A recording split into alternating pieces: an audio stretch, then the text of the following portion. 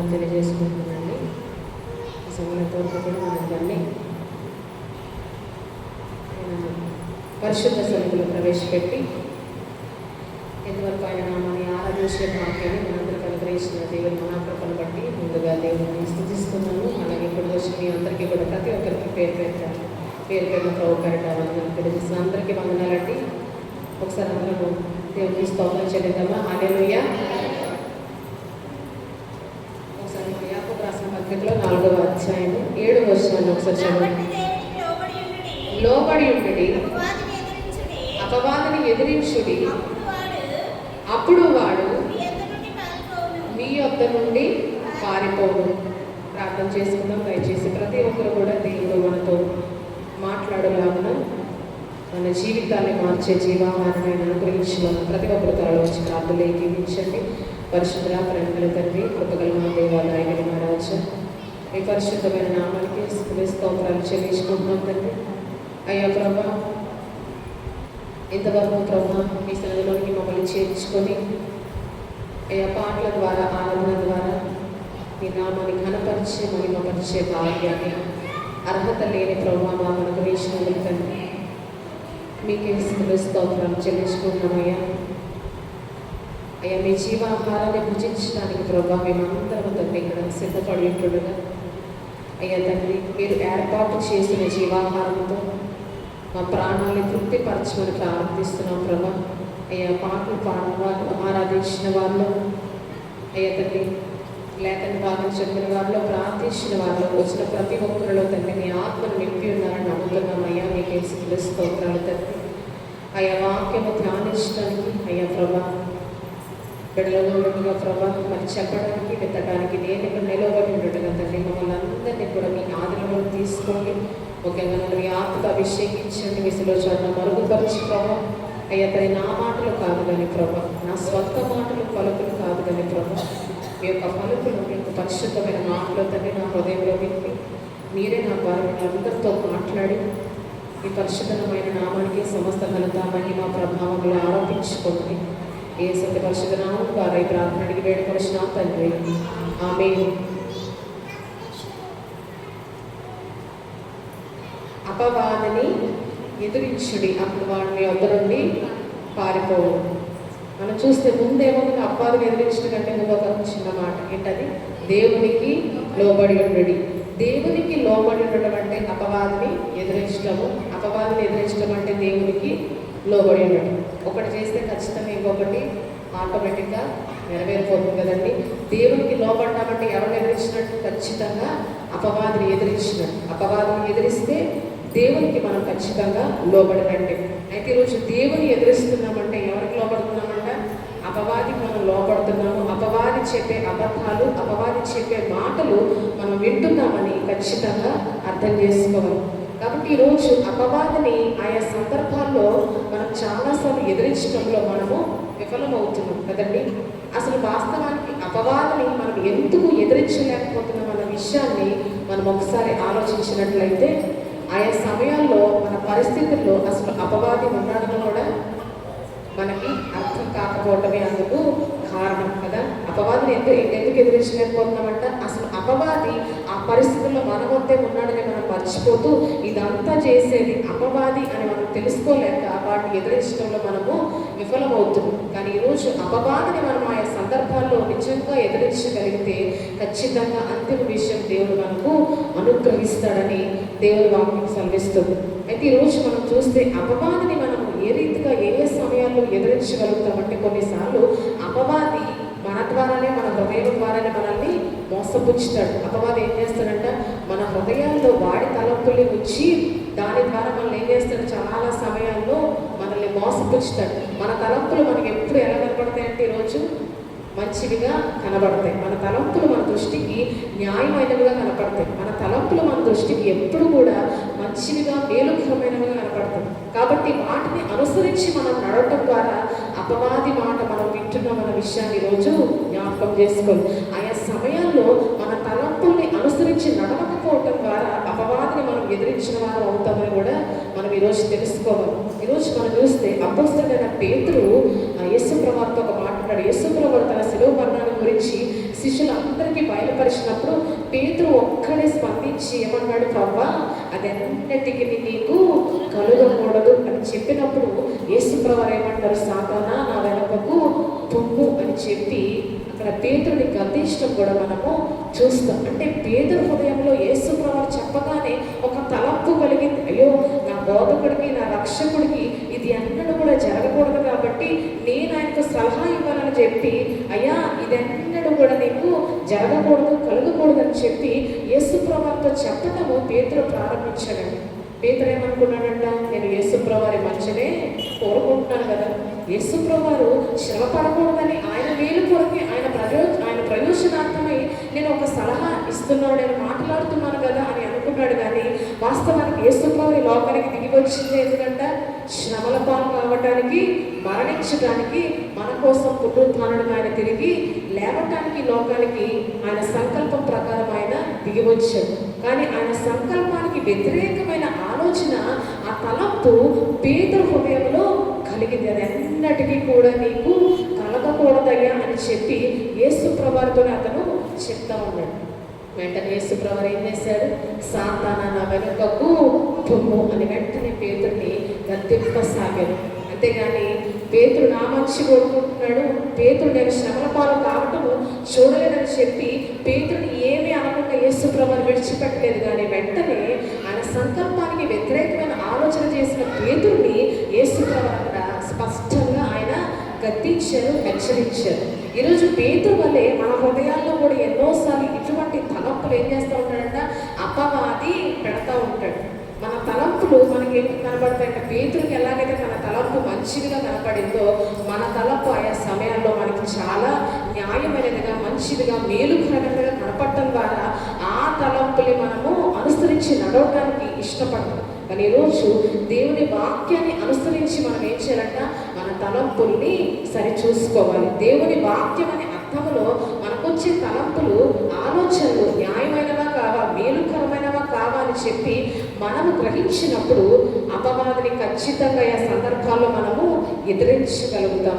వాస్తవానికి యేసుప్రభువారు తనంతట తానుగానే చెప్పారు కదండి, మనుష్య కుమారుడు మనుషుల చేతికి అప్పగించబడతాడు, వారు ఆయన శ్రమల పాలు చేస్తారు, హింసిస్తారు, సిలువ వేస్తారు, అయితే ఆయన 3 దినములు లేచిన అగత్యమని కూడా ఆయన స్పష్టంగా తెలియజేశారు. అంటే ఒక మరణం గురించి మాత్రమే కాదు, కానీ తన పునరుత్థానాన్ని గురించి కూడా శిష్యులకు ఆయన బయలుపరిచారు. పేతురుకి ఆ సంగతి అర్థము కాక ఏం చేశాడు, తన సొంత తలంపును బట్టి యేసుప్రభుని ఆపడానికి అతడు ప్రయత్నిస్తూ ఉన్నాడు. కాబట్టి ఈరోజు మనం జ్ఞాపకం చేసుకోవాల్సిన విషయం ఏంటంటే, మన తలంపులన్నీ కూడా అన్నిసార్లు న్యాయమైనవి కావు, మన తలంపులు అన్నీ కూడా అన్నిసార్లు మేలుకరమైనవి కావు, అన్నిసార్లు మన తలంపులు మంచివి కాదని కూడా మనం ఈరోజు జ్ఞాపకం చేసుకోవాలి. అప్పుడు మనం ఏం చేయగలుగుతాం, ఆయా సందర్భాల్లో అపవాదిని ఎదురించగలుగుతాము, దేవుని చిత్తాన్ని మన జీవితాల్లో నెరవేర్చగలుగుతాం. కేవలం మన తలంపుల ద్వారా మాత్రమే కాదు, కానీ ఇతరుల సలహాల ద్వారా కూడా అపవాది ఏం చేస్తుంటే మనం ఈరోజు వాడి మార్గంలోకి లాగడానికి వాడు ప్రయత్నిస్తాడు. చాలామంది మనకి ఏం చేస్తారు ఆ సందర్భాల్లో అంటే సలహాలు ఇస్తూ ఉంటారు. ఎవరి సలహానైనా మనం ఈరోజు దేవుని వాక్యం అనే అర్థంలో మనము సరిచూసినప్పుడు అది మేలుకరమైనదా లేకపోతే మంచిది కాదా అని మనకు అర్థమవుతుంది. ఆ సలహాని మనము ఎప్పుడైతే వాక్యం అనే అర్థంలో మనం చూసుకుంటామో అది ఒకవేళ మేలుకరమైనది కాకపోతే దాన్ని మనం ఎంత మాత్రం కూడా అనుసరింప తగదు. ఈరోజు యోగు భార్యను మనం చూస్తే, యోగు భార్య ఏమంటుందంటే, ఒకసారి మనం అంతకుముందు అపవాది పాత్ర అంటే కూడా అక్కడ చూద్దాం. యోగ గ్రంథము 2వ అధ్యాయము 6వ వచనం నుంచి ఒకసారి చదువుతామా. యోగ గ్రంథము 2వ అధ్యాయం 6వ వచనం. యెహోవా అతడు నీ వశంలో ఉన్నాడు, అతని ప్రాణము మాత్రము ముట్టవద్దని సెలవిచ్చాను. కాబట్టి అపవాది బయలు వెళ్ళి అరికాలు మొదలుకొని నడినెత్తి వరకు బాధల కురుపులతో యోగును మొత్తెను. అతడు ఒలుగొనుటకై చిల్ల పెంకు తీసుకొని బూడిదలో కూర్చుండగా అతని భార్య వచ్చి, నీవు ఇంకను యథార్థతను వదలకయుందువా, దేవుని దూషించి మరణము కమ్మనెను. అందుకతడు మూర్ఖులారు మాటలాడునట్లు నీవు మాట్లాడుచున్నావు. దేవుని వలన మేలు అనుభవించుదుమా, కీడును తగదా? నేను ఈ సంగతులలో ఏ విషయమందులో నోటి మాటతో నాయనను పాపం చేయలేదు. మనం ఇక్కడ చూస్తే అపవాదికి దేవుడు ఏమని సెలవిస్తున్నాడంట, అతడు నీ వశంలో ఉన్నాడు కానీ అతని ప్రాణం మాత్రం నీవు ముట్టవద్దు అని చెప్పినప్పుడు అపవాది దేవుని సందు నుండి బయలువెళ్ళి ఏం చేశాడంట, యోబును బాధగల కురుపులతో మరి అపవాది యోబును మొత్తం జరిగింది. వాస్తవానికి అపవాదికి కావాల్సింది ఏంటంటే, అపవాది కొన్ని రెండు కోరికలు యోబు యొక్క భార్య మాటలు మనకు కనపడతాయి. భార్య ఏమంటుంది, నీవు ఇంకనూ యథార్థతను వదలలేదు అని చెప్పి రెండు చేయమని చెప్తున్నారు. ఏంటంట, దేవుని దూషించి మరణం కాదు. ఇవన్నీ కూడా ఎవరి కోరికలు అంటే అపవాది కోరికలు. అపవాది యోబు పట్ల కొన్ని కోరికలు దురాశను కలిగి ఉన్నాడు. అతను ఏమనుకున్నాడంటే, యోబు దేవుని దూషించాలి. మొదటి టార్గెట్ అపవాది. రెండోది ఏంటంటే, యోబు తనంతట తానుగానే మరణించాలి. ఎందుకంటే యోబును చంపాలని అపవాదికి ఉన్నప్పటికీ దేవుడు అపవాదికి పర్మిషన్ అంత మాత్రం కూడా ఇవ్వలేదు. ఇప్పుడు అపవాది యొక్క ప్లాన్ ఏంటంటే, ప్రణాళిక ఏంటంటే, యోబు తనంతట తానే ఆత్మహత్య చేసుకునే విధంగా అతన్ని పురికొల్పాలి. ఎందుకంటే బాధగల కురుపులతో ఒత్తినప్పటికీ ఏం చేశాడు యోబు, ఒళ్ళు గోపురటకి చిన్న పెంకు తీసుకొని బూడిదలో కూర్చున్నప్పుడు అపవాదికి ఏమీ అర్థం కాలేదు. ఏంటి ఇతను మరణిస్తాడు అనుకుంటే ఇంకా ఒళ్ళు గోపురటకి బూడిదలో కూర్చున్నాడు, కానీ కనీసం దేవుని మీద ఒక తిరుగుబాటుతో కూడిన మాట కూడా మాట్లాడటం లేదు. తాను చంపుకోవడానికి కూడా ప్రయత్నించట్లేదు. దేవుడేమో అతని ప్రాణం మీద నాకు ఎటువంటి పర్మిషన్ కూడా ఇవ్వలేదని చెప్పి ఏం చేశాడంట, డైరెక్ట్ అటాక్ చేస్తున్నాడు అపవాది. ఎవరి ద్వారా అంటే, యోబు భార్య ద్వారా ఒక చెడ్డ సలహా ఇస్తున్నాడు అపవాది. ఎవరికంట, యోబుకి. ఏమంటున్నాడు, నీవెంకనో యథార్థతను వదలకయుందు అని చెప్పి మొదట దేవుని దూషించి ఆ తర్వాత నీకు నువ్వే చచ్చిపో అని చెప్తున్నాడు. అంటే ఈరోజు మనం చూస్తే మరణమాటం కూడా అపవాదికి ఇష్టమంట. అంటే ఈరోజు దేవుని దూషించడం చాలా అనుకున్నాడు అపవాది. ఎందుకంటే దేవుని దూషించిన తర్వాత కూడా బహుశా దేవుడు కృపా సమృద్ధుడు, క్షమించటకు సిద్ధ మనస్సు కలిగిన వాడు కనుక తన కుమారుడైన యోబుని ఆయన ఖచ్చితంగా క్షమిస్తాడు. అందుకనే దేవుని దూషించడం మాత్రమే కాదు అన్నాడు. తర్వాత నువ్వేం చేయాలంట, మరణమైపోవాలి, భూమి మీదే నీ విశ్వాస యాత్రను ముగించి నాతో పాటు నరకంలోనికి వచ్చేయాలి అనేది అపవాది యొక్క టార్గెట్. ఈ రెండు కోరికలు యోబు యొక్క జీవితంలో అపవాది కలిగి ఉన్నాడు. అందుకనే దేవుని దూషించు చచ్చిపోని యోబు భార్య ద్వారానే డైరెక్ట్గా యోబు మీద అటాక్ చేశాడు. కానీ యోబు దేవుని వాక్యం అనే అర్థములో ఆమె భార్య ఇచ్చిన మాటలు అతడు చూసినప్పుడు యోబుకి ఏం కలిగిందంటే, కోపం వచ్చింది. వెంటనే ఏమంటాడు, మూర్ఖురాలు మాట్లాడినట్లు నీవు మాట్లాడుచున్నావని చెప్పి దేవుని వలన మేలే అనుభవించుదుమా, కీడును అనుభవింప తగదా అని చెప్పి వెంటనే అతడు ఏం చేశాడు, యోబు భార్య మాటల వెనుకలున్న అపవాదిని అతడు ఎదిరించాడు. హల్లెలూయా. ఈరోజు మనకి ఇచ్చే చెడ్డ సలహాలు మనకి ఎవరు ఉంటాడంట, అపవాది ఉంటా ఉంటాడు. మనుషులు మనకు కొన్నిసార్లు చెడ్డ సలహాలు ఇస్తూ ఉంటారు. దురాలోచనతో కొన్ని సలహాలు ఇస్తున్నప్పుడు మనం వాటిని పసిగట్టగలుగుతున్నామా, వారి వెనకాల అపవాది ఉన్నాడని. చాలా సందర్భాల్లో ఎంతో మంది మనుషులు వారి సలహాలను పాటిస్తూ నాశన మార్గంలో వెళ్ళటానికి ఇష్టపడతా ఉన్నారు.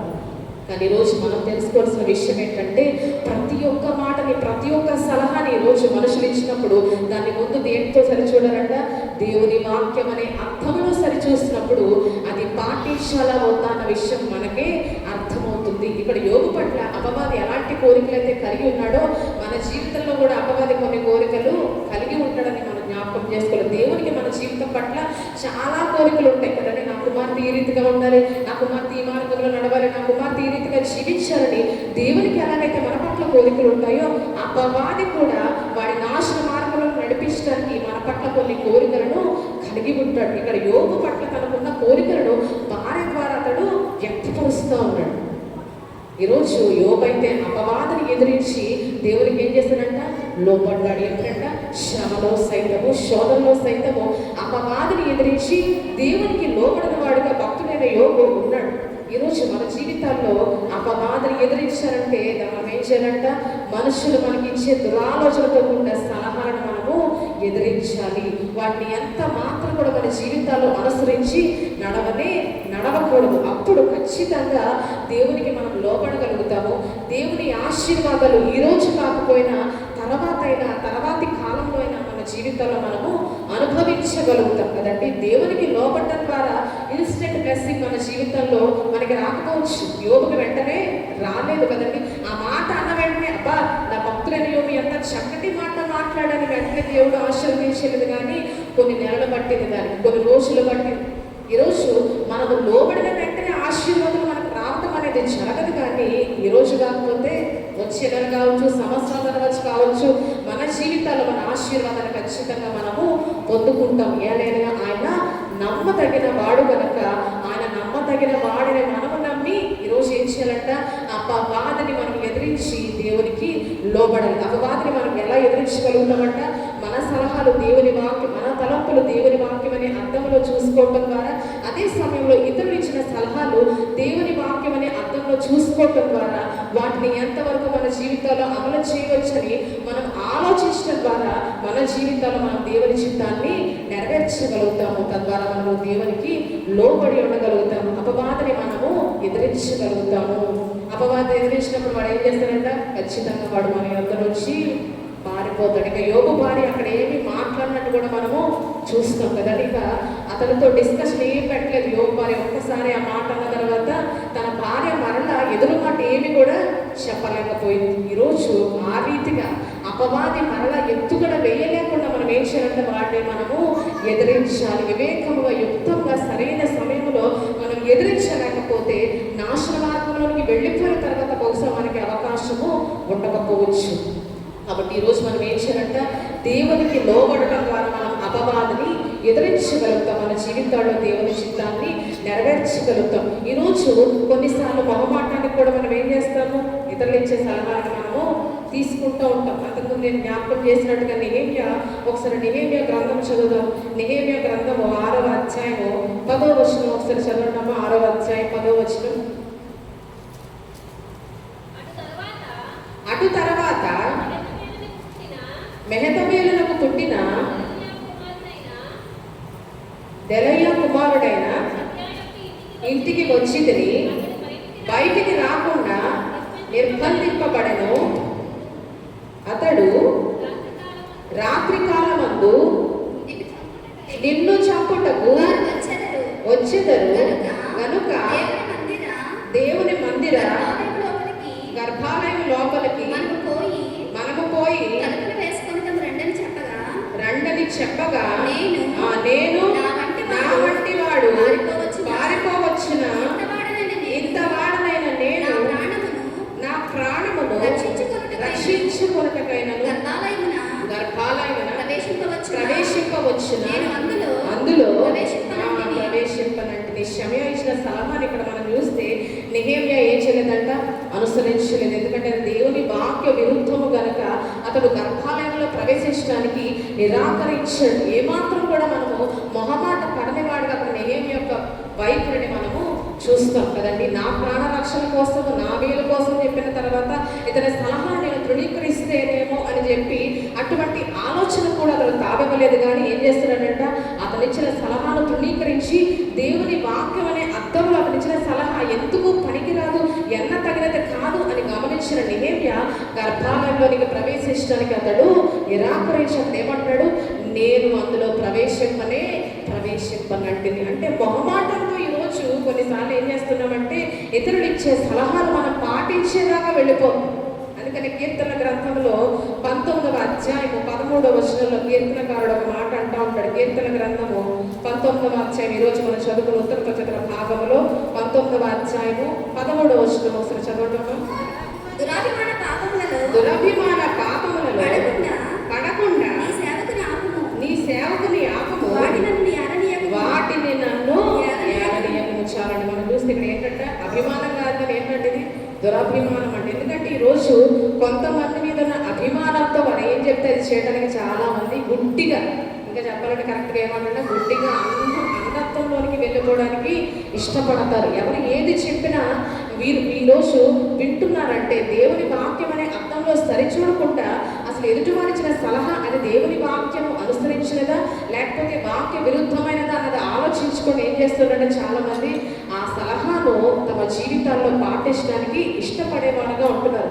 దాన్ని ఏమంటారంటే ఈరోజు అభిమానం కాదండి, ఏంటంటే అది దురభిమానం. ఎందుకంటే అది మనకి ఏం కలుగు చేస్తుందంటే చివరికి నాశనాన్ని కలుగు చేస్తుంది. అది మన జీవితాల్లో హానిని అపాయాన్ని ఉరిని మన జీవితాల్లోనికి తీసుకొని వస్తుంది. ఈరోజు అటువంటి పాపాల్లో పడకుండా నన్ను ఆపవయ్యని చెప్పి కీర్తనకారుడైన దావీదు మొరపెడతా ఉన్నాడు. ఎందుకంటే మన జీవితాల్లో కూడా ఈరోజు ఇటువంటి మొహమాటంగా కూడిన పనులు మన జీవితాల్లో ఎన్నో సందర్భాల్లో మనము చేస్తూ ఉంటాం. కానీ ఈరోజు మనం ఏం చేయకుండా ఇటువంటి దురభిమాన పాపాల్లో పడకుండా పొరపాటున కూడా దేవుని వాక్య విరుద్ధమైన ఆలోచనను అనుసరించి మనం నడవకుండా మనం ఏం చేయాలంట ఆలోచన చేయాలి. మనం జాగ్రత్త పడాలి, మనమే హెచ్చరించుకోవాలంట. నెహెమ్యా ఆ రీతిగా షమయ తన ప్రాణరక్షణ కోసం ఇచ్చిన సలహాను సైతం తృణీకరించి గర్భాలయంలోనికి ప్రవేశించకుండా దేవుని చిత్తాన్ని నెరవేర్చిన వాడిగా అధికారి అని నెహెమ్యా ఉన్నాడు. మన జీవితంలో ఈరోజు బహుశా చాలాసార్లు మనకిష్టం లేకపోయినా ఒకవేళ దేవుని వాక్య విరుద్ధమైన సలహాలు తీసుకుంటూ మనము వాటిని పాటిద్దాం అని అనుకుంటున్నామేమో, బహుశా ఇంకా పాటించలేకపోయినా కొన్నిసార్లు హృదయంలో ఒకవేళ పాటిస్తే మంచిదే కదా అనుకుంటున్నామేమో. పరిశుద్ధాత్మ దేవుడు మనం హెచ్చరిస్తూ ఉన్నాడు. అటువంటి పాపాలలో పడకుండా ఈరోజు మనం ఏం చేయాలంట జాగ్రత్త పడాలి. అది ఎంత మనకి పొరుగువారైనా మన స్నేహితులైన మనకు ఆప్తులైన దేవుని వాక్య విరుద్ధమైన మాట చెప్పి దానిని అనుసరించి నడవమని చెప్పినప్పుడు వారు మనకి ఎంత ఆప్తులైనా ఎవరైనా మన తల్లిదండ్రులైనా ఏం చేయాలంటే మనం ఈరోజు తృణీకరించాలి కదండి. ఆశ అలాగే తృణీకరించాడు తన తల్లిని కదా, పట్టపు దేవిగా ఉండకుండా ఆమెను తీసివేసినంత ఎవరు ఆశ.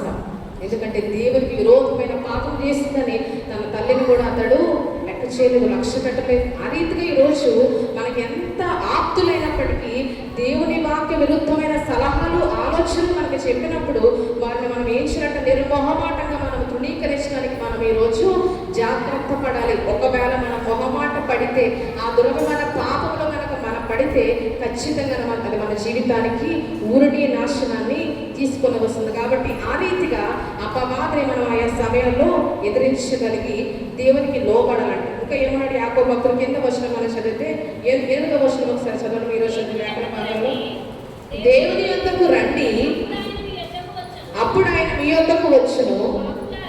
పాపులారా మీ చేతులను శుభ్రము చేసుకొనుడి, విమనస్కులారా మీ హృదయములను పరిశుద్ధపరచుకొనుడి. ఏంటంటే ఏమన్నాడు యాకోబు భక్తులు? దేవుని యొద్దకు రండి, అప్పుడు ఆయన మీ యొద్దకు వచ్చును. దేవుని యొద్దకు రావటం అంటే మనము బుధవారం, శుక్రవారం, ఆదివారం లేకపోతే ప్రతిదినము ప్రార్థన ద్వారా దేవుని మనము సమీపిస్తున్నాం కదా అనుకుంటాం. అయితే ఈరోజు దేవుని యొద్దకు వస్తే ఏమంటాడంటే యాకోబు భక్తులు ఇక్కడ పరిశుద్ధాత్మ దేవుని ప్రేరేపణతో అప్పుడు ఆయన మీ యొద్దకు వచ్చును. ఈరోజు దేవుని యొద్దకు ఆలయానికి వచ్చే వారందరి కుటుంబాల్లో దేవుడు ఉంటున్నాడా అంటే లేకపోవడానికి గల కారణం ఏంటంటే ఈరోజు దేవుని యొద్దకు మనం ఎందుకు వస్తున్నాము? జక్కయ్య ఇంటికి ఎంతో మంది ఉన్నప్పటికీ జక్కయ్య ఇంటికి ఎవరైనారంట యేసు ప్రభువు వెళ్ళారు కదా.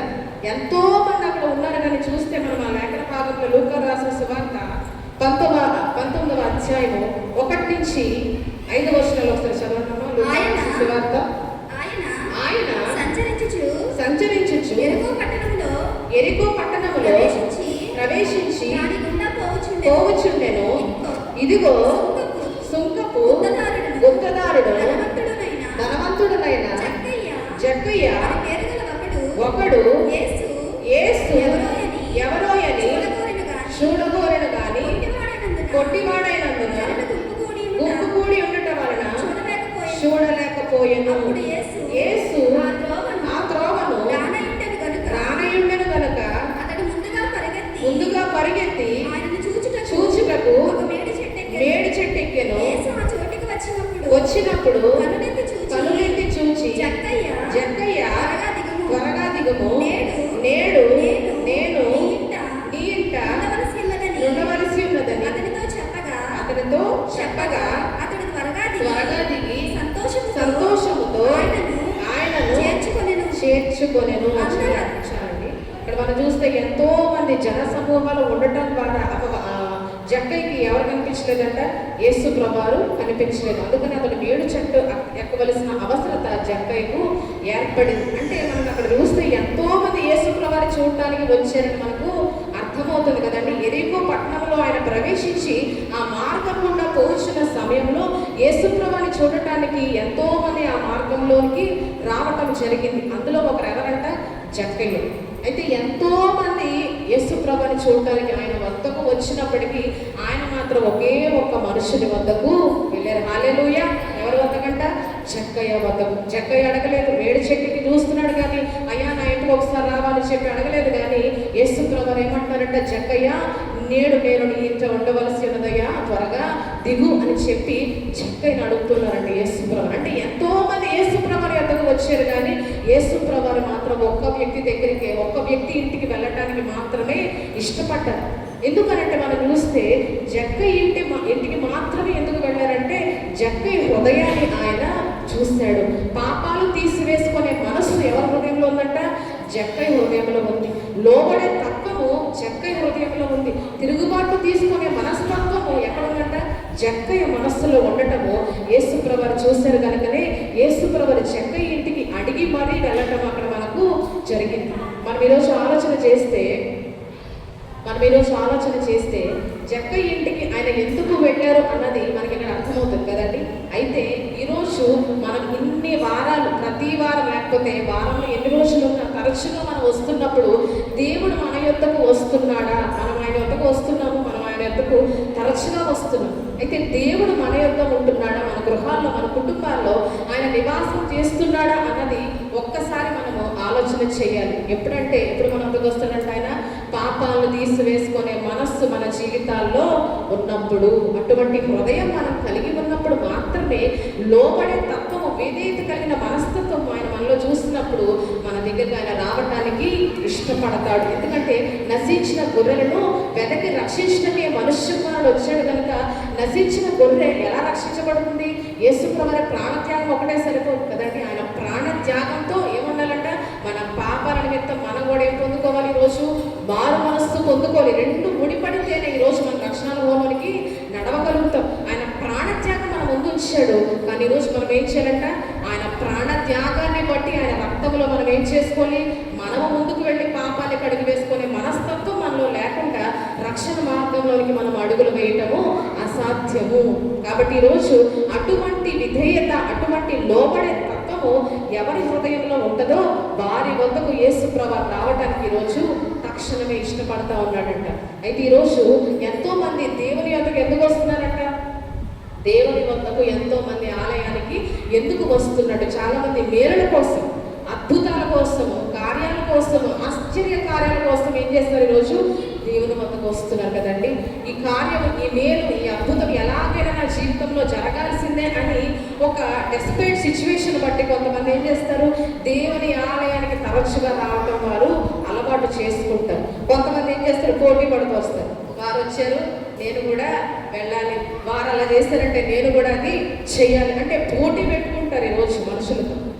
ఈరోజు పోటీ పెట్టుకుని మన బైబిల్ క్విజ్లో పోటీ పడతారు. చక్కగా పోటీ చాలా మంచిదే అటువంటి పోటీ. అయితే ఈరోజు ఆ పోటీ ఆత్మీయ భక్తులు ఎంత మాత్రం కూడా పనికిరాని పోటీ కదండి. మన పోటీ ఒకవేళ ఉంటే బాగుంటుంది కానీ అది ఎవరితో ఉండాలంటే ఈరోజు అపవాదే మనకు పోటీ. హల్లెలూయా! మన ఆత్మీయ జీవితంలో ఎవరంటే మనకు పోటీ? ఈరోజు అపవాది పోటీ.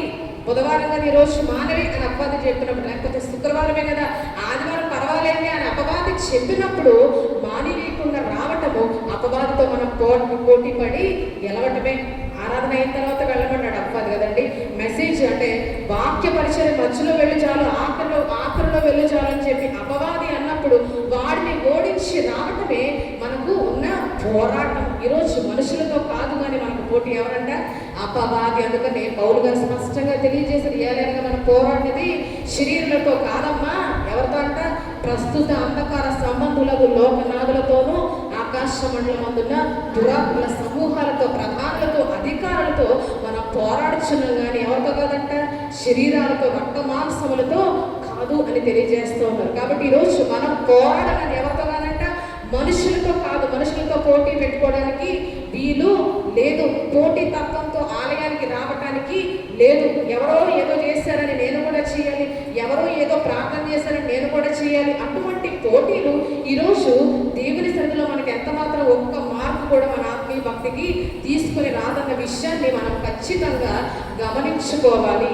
ఈరోజు ఒకవేళ పోటీ తత్వంతో ఆలయానికి వచ్చే వారంగా మనం ఉంటే పరిశుద్ధాత్మ దేవుడు జ్ఞాపకం చేస్తున్నాడు. మన మట్టుకు మనం ఏం చేయాలంట? భక్తి కలిగి ఉండడం మనము నేర్చుకోవాలి. మన మట్టుకు మన భక్తిని మనం సరిచూసుకోవాలి తప్ప ఎదుటివారి ఆత్మీయ జీవితాలతో మనకి ఎటువంటి సంబంధం కూడా ఈరోజు లేదు. పోటీ తత్వంతో మనం ఆలయానికి రాకూడదు. కానీ దేని గురించి రావాలంట?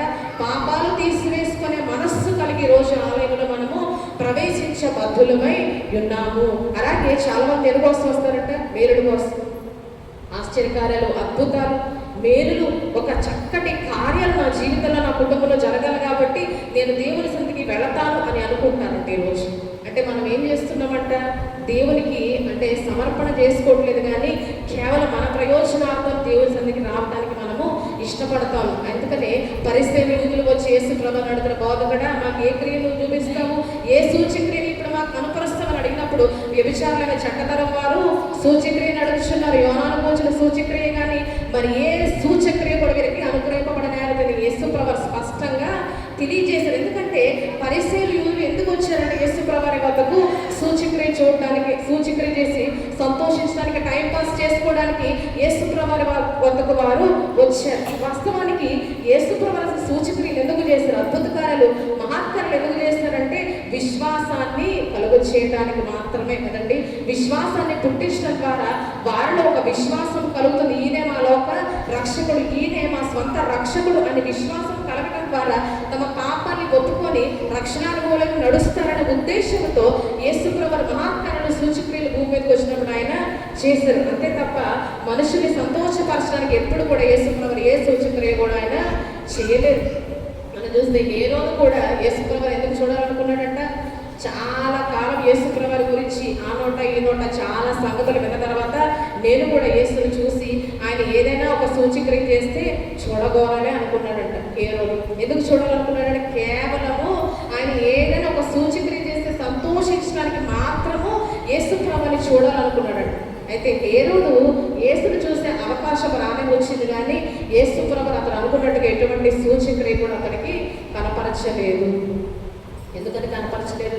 అసలు పాపాల మీద ప్రాయశ్చిత్తం పొందుకొని ఆ మనస్సు అతని హృదయంలో ఎంత మాత్రం కూడా లేదు. కేవలం ఎందుకు చూడాలనుకున్నాడంటే ఆ సూచక్రియ ద్వారా ఒక చక్కగా కన్నులకి విందు కలుగుతుంది, సంతోషించవచ్చు, కొద్దిసేపు టైం పాస్ చేయొచ్చు అని ఏ రోజు అనుకున్నాడు. కాబట్టి ఏ రోజు కన్నులకు యేసు ప్రభువు ఎటువంటి సూచక్రియ కూడా ఆయన చేయలేదు. వాస్తవానికి యేసు ప్రభువు భూమి మీద ఎన్నో మహత్కార్యాలు, ఎన్నో సూచక్రియలు చేశారు. యోహాను భక్తుడు అన్నట్టుగా ఆయన చేసిన కార్యాలు ఇంకా అనేకములు ఉన్నవి, కానీ వాటిని ఒకవేళ గ్రంథంలో లిఖిస్తే అట్లు వ్రాయబడిన గ్రంథంలోకి భూలోకమైన చాలదని నాకు తోచుతున్నదని యోహాను భక్తుడు అంటా ఉన్నారు. అయితే అన్ని కార్యాలు ఎంతో మంది జనసమూహానికి చేసిన హేరోదుకు మాత్రం ఒక్క సూచక్రియ కూడా యేసు ప్రభువు కనపరచలేదు. కారణము హేరోదులో అటువంటి మనస్సు లేదు. ఆ సూచక్రియ ద్వారా ఈయన రక్షకుడని నమ్మి నా పాపాన్ని ఒప్పుకుందాము, ఆయన రక్షకుడిగా అంగీకరిద్దాం, రక్షణానుభవాన్ని పొందుకుందామన్న ఆలోచన హేరోదులో లేదు. కాబట్టి యేసు ప్రభువు ఎటువంటి సూచక్రియ కూడా అతని జీవితంలో జరిగించలేదు.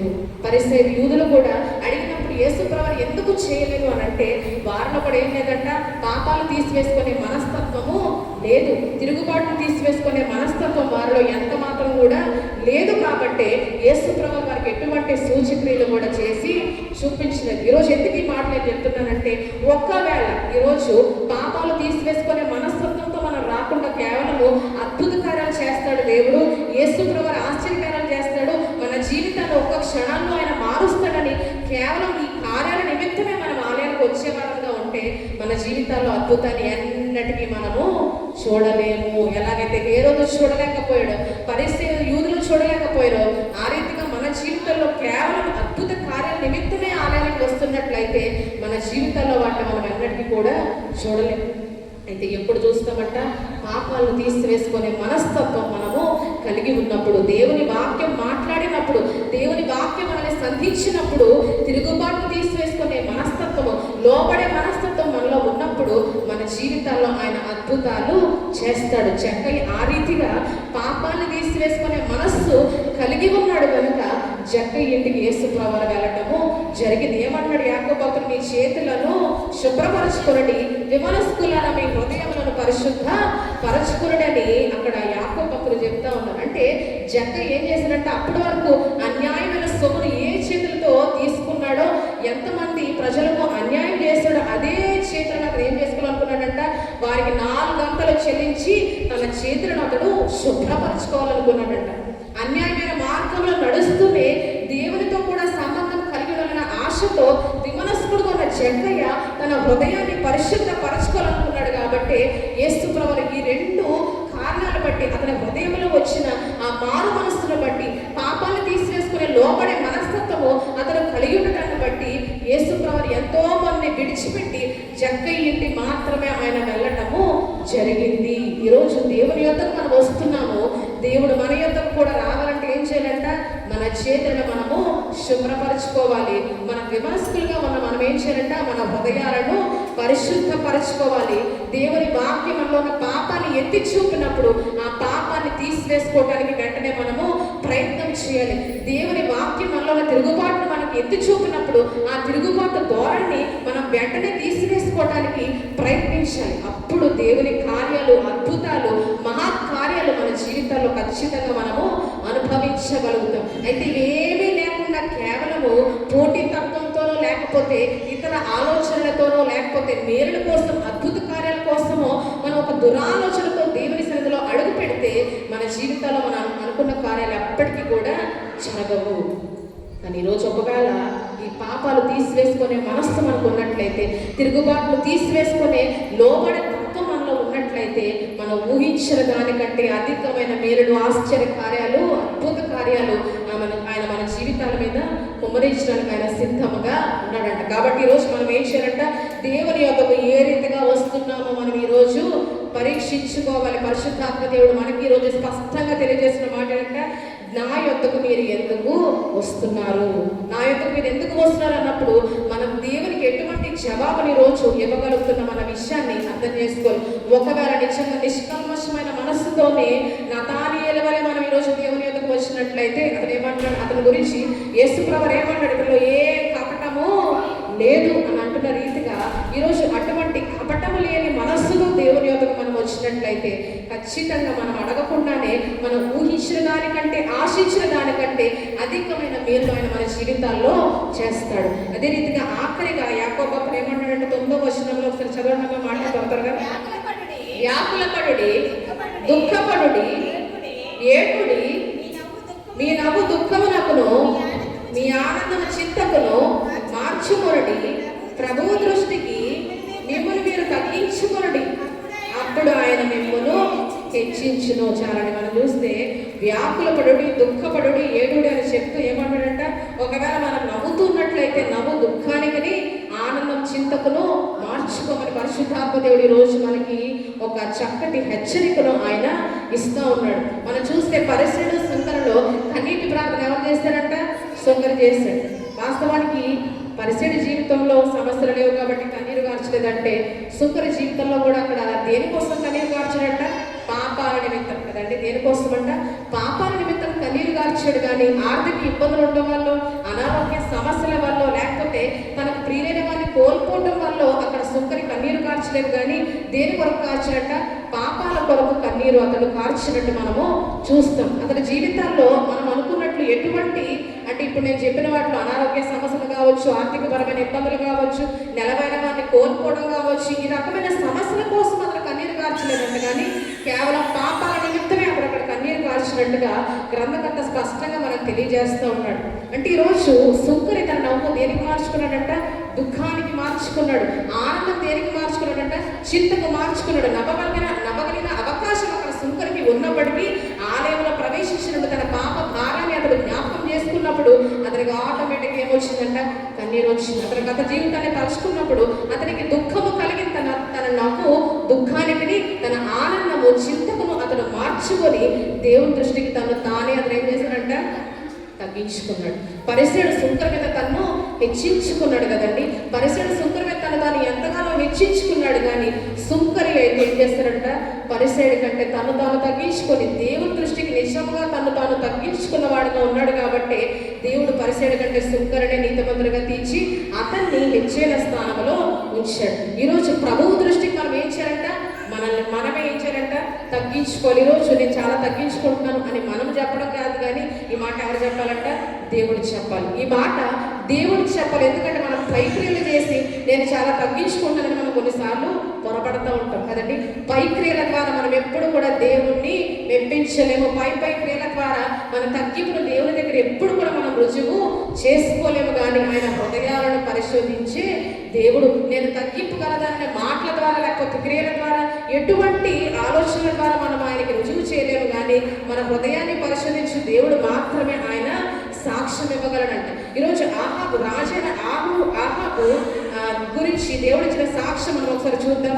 అక్కడికి మాట చూసి ముగిద్దాం. మొదటి రాజుల గ్రంథము 21వ అధ్యాయం 27వ వచనం ఒకసారి చదవడము. మొదటి రాజుల గ్రంథము 21వ అధ్యాయం 27వ వచనం. ఆహాబు ఆ మాటలు విని తన వస్త్రములను చింపుకొని గోనె పట్ట కట్టుకొని ఉపవాసం ఉండి గోనె పట్ట మీద పరుండి వ్యాకుల పడుచుండగా యెహోవా వాక్కు తిష్బీయుడైన ఏలీయాకు ప్రత్యక్షమై సెలవిచ్చెను, ఆహాబు నాకు భయపడి ప్రవర్తించుట చూచితివా?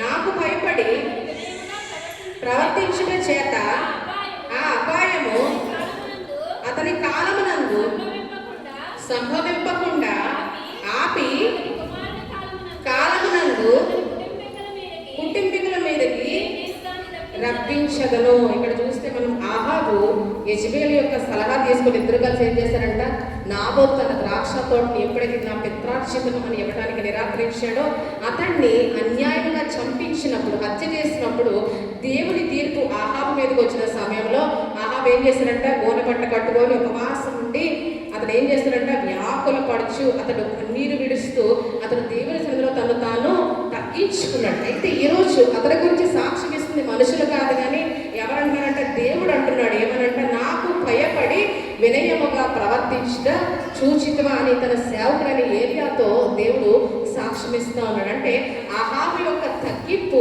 దేవుని దృష్టి కూడా ఎలా ఉందంట, నిజమైన తగ్గింపుగా అది ఆయనకు తోచింది. ఈరోజు మన తగ్గింపు మన దృష్టికి తగ్గింపులా కనపడకూడదు. ఎవరి దృష్టికి కనపడాలంట, దేవుని దృష్టికి మన తగ్గింపు నిజంగా తగ్గింపులో ఉన్నప్పుడు అప్పుడు మనం నిజంగానే తగ్గించుకున్న వారుగా ఉంటాం. ఇక్కడ ఆహాబు తాను తగ్గించుకున్నందుకు ఎంతో గొప్ప మేలును అతడు రుచి చూశాడు కదండి. అంటే ఈరోజు తగ్గింపు కలిగిన మనస్తత్వము దేవుని ఎంతగానో మెప్పిస్తుంది. అది మన జీవితాల్లోనికి ఎన్నో గొప్ప ఆశీర్వాదాలను తీసుకువస్తుంది. వెంటనే దేవుడు ఏమంటాడంట, నేను చెప్పిన కీడు అతని కాలంలో సంభవింపకుండా ఆపి అతని కుమారుని అతని సంతానం విషయంలో వారి కాలంలో నేను దాని వారి మీదకి రప్పిస్తానని దేవుడు తెలియజేస్తూ ఉన్నాడు. ఈరోజు మనం చూస్తే ప్రభువు దృష్టికి మనం ఏం చేయాలంటే మనల్ని మనమే తగ్గించుకోవాలి. మనల్ని ఈరోజు నేను తగ్గించుకుంటున్నాను అని అనుకుంటున్నామేమో. బహుశా నా తగ్గింపు దేవుని దృష్టికి ఏ రీతిగా ఉందని ఈరోజు ఒక ప్రశ్న మనం వేసుకోవాలి. అన్ని విధాలుగా నా తగ్గింపు దేవుని దృష్టిలో కూడా తగ్గింపుగానే ఉందా లేదా అని ఈరోజు మనం పరీక్ష చేసుకున్నప్పుడు ఖచ్చితంగా దేవుడు మనతో మాట్లాడటానికి ఆయన సిద్ధంగా ఉన్నాడు. దేవుడు తగిన సమయంలో మనల్ని హెచ్చించినట్లు ఎలా ఉండాలంట, ఆయన బలిష్టమైన చేతి క్రింద దీన మనస్కులుగా ఉండాలి. అప్పుడు ఖచ్చితంగా ఆయన ఏదో ఒక సమయంలో, యుక్త సమయంలో, సరి అయిన సమయంలో ఆయన మనల్ని హెచ్చించడానికి ఆయన సిద్ధంగా ఉన్నాడు. ఈరోజు మనల్ని మనమే హెచ్చించుకునే వారంగా మనం ఉండకూడదు, కానీ దేవుడు మనల్ని హెచ్చించే వరకు మనం ఏం చేయాలంట, ఎదురు చూడాలి. ఎదురు చూసినప్పుడు ఆలస్యం అవుతున్న సమయంలో కొంతమంది ఏం చేస్తారంట, వారిని వారే హెచ్చించేసుకుంటూ ఉంటారు. అయితే ఈరోజు మనం ఆ రీతిగా చేయకూడదు, కానీ దేవుడు మనల్ని హెచ్చించే వరకు కూడా ఆయన చేతి క్రింద దీన మనస్కులుగా జీవిస్తూ తగ్గింపు కలిగిన మనస్సుతో దేవుని మెప్పించి ఎదిరించినప్పుడు ఆహాబును దేవుడు ఎలాగైతే కనికరించాడో మనల్ని కూడా మన జీవితాల్లో కనికరించి మన మీదకి ఆయన ఆశీర్వాదాల వర్షాన్ని కొమ్మరిస్తాడు. కాబట్టి ఆ రీతిగా ఈరోజు దేవుడు మనతో మాట్లాడిన 3 మాటల ద్వారా మనం ఈరోజు ఏం నేర్చుకున్నామంట? దేవునికి మనము లోబడి అపవాదిని ఆయా సందర్భాల్లో ఎదిరించాలి. దేవుని వాక్యం అనే అర్థంలో ప్రతి మాటను మనం సరిచూసుకొని అపవాదిని ఎదిరించి మనం ఏం చేయాలంట? దేవుని చిత్తాన్ని మనము నెరవేర్చాలి. దేవుని యొద్దకు ఈరోజు ఏ రీతిగా వస్తున్నామో మనం పరీక్షించుకొని ఎలా రావాలంట? పాపాలు తీసివేసుకునే మనస్సుతో, తిరుగుబాటును మానివేసుకునే హృదయంతో ఆయన సన్నిధికి మనం వచ్చినప్పుడు ఆయన మన వద్దకు వచ్చి మనం ఊహించని నీళ్లను మన జీవితాల్లో ఆయన కుమ్మరిస్తాడు. ఆఖరిగా ఏంటంట? దేవుని దృష్టికి మనల్ని మనం ఏం చేయాలంట? తగ్గించుకోవాలి. అప్పుడు ఖచ్చితంగా ఆయన మనల్ని హెచ్చిస్తాడు. ఈరోజు ఎంతవరకు తగ్గించుకుంటున్నామో మనం పరీక్ష చేసుకున్నట్లయితే దేవుడు మనతో మాట్లాడి మనల్ని ఏం చేస్తాడంట? ఆయన సరి అయిన చిత్తంలో మనల్ని నిలవబెట్టి తగ్గింపును మనకు అలవర్చి ఆయన హెచ్చైన స్థానాన్ని మనం పొందుకునే వరకు కూడా మనల్ని ఏం చేస్తాడంట? మనల్ని కాపాడుతూనే ఉంటాడు, మనల్ని నడిపిస్తూనే ఉంటాడు, తుదకు మనల్ని గమ్యానికి చేరుస్తాడు. కాబట్టి ఆ రీతిగా మనం అందరం కూడా దేవునికి లోబడి ఆయన చిత్తాన్ని నెరవేర్చి మనం తగ్గించుకొని ఆయన ఆశీర్వాదాలు పొందుకొనలాగున దేవుడు తన పరిశుద్ధాత్మ ద్వారా మనందరికీ తన మహాకృప అనుగ్రహించును గాక. ఆమేన్.